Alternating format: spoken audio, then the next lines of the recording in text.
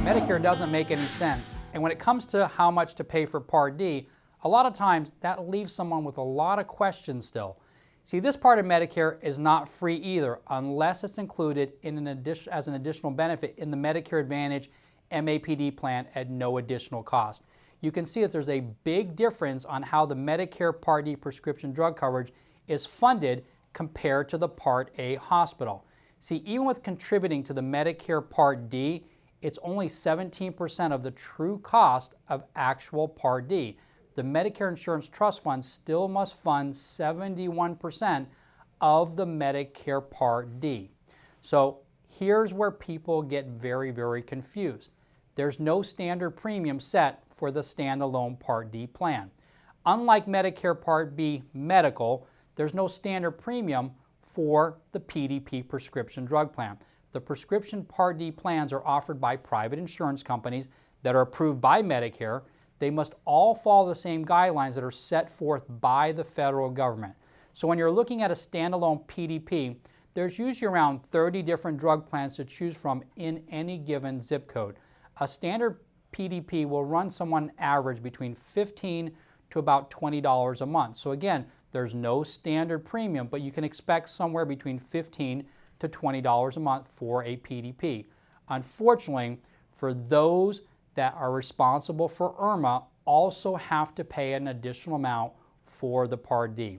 See, as part of the ACA Affordable Care Act in 2011, the income-related monthly adjustment amount IRMA was implemented also for Part D. See, if someone owes an income-related monthly adjustment amount IRMA for their Part B, they'll also have to owe it for the Part D.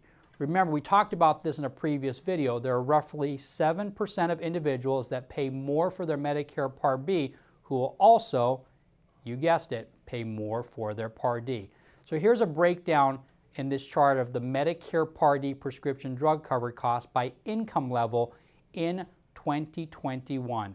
So for someone on the highest income level, you can expect the Part D to cost you at least $70 more additional a month for your prescription drug coverage. It's important to understand that Social Security handles the IRMA for both Part B as well as the Part D. So remember, Social Security will look back at what the individual reported on their previous 2-year federal tax return that's provided to them by the IRS, just like they did for the Part B premium. So for example, to determine what the Part D premium will be for 2021, Social Security will look back at the individual's 2019 federal tax return and will assess the IRMA on both the Part B as well as the Part D. This part of Medicare is not fully explained, and a lot of people don't get the help that they deserve. So it's really important that you reach out to Healthcare Solutions Direct so that we can look at this for you to see if you might qualify for extra help with Part D.